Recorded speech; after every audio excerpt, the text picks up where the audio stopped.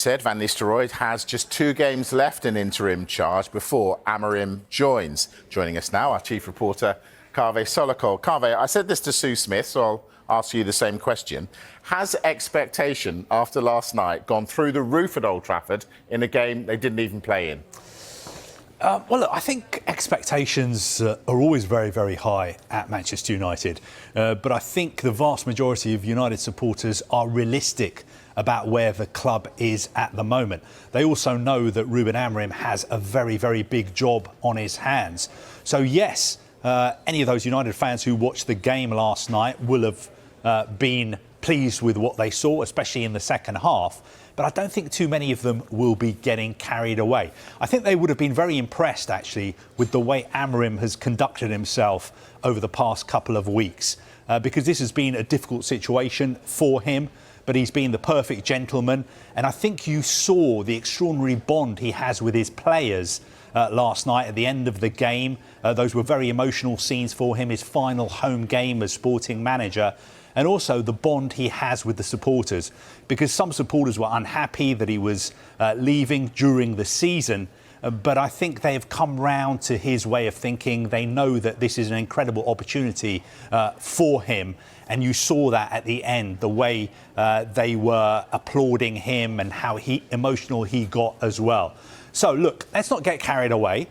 This is somebody who's only been a manager for something like 5 years. But so far, so good. Every challenge that he's faced, he's risen to. But of course, the size of the challenge at Old Trafford is going to be much bigger than anything he has so far faced. But I think the people in power at United are quietly confident that they've got the right man for the job. And my personal opinion is he's the best man who they possibly could have got at the moment.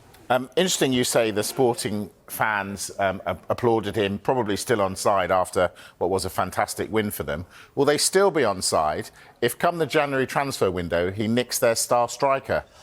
Well, I think we've got to be fair to Ruben Amorim because obviously he knows what a great striker Victor Gyökeres is. But I don't see Amorim pushing for Manchester United to sign him in January.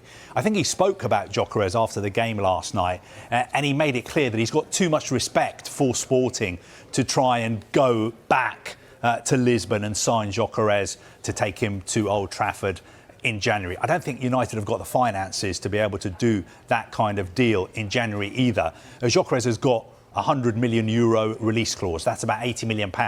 I think Sporting would probably let him go for a little bit less than that. I don't think they would stand in his way if a really, really big major European club came in for him. But you don't need me to tell you that a lot of clubs have been looking at him.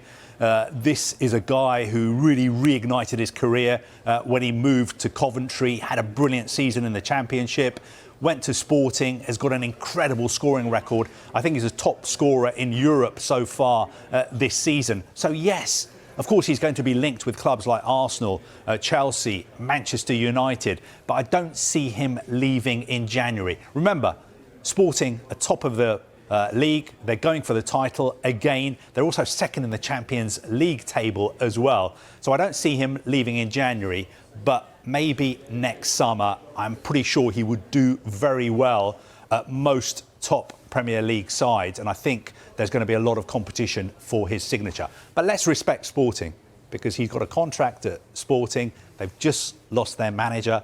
Let's not talk Victor Gyökeres out of the club just yet.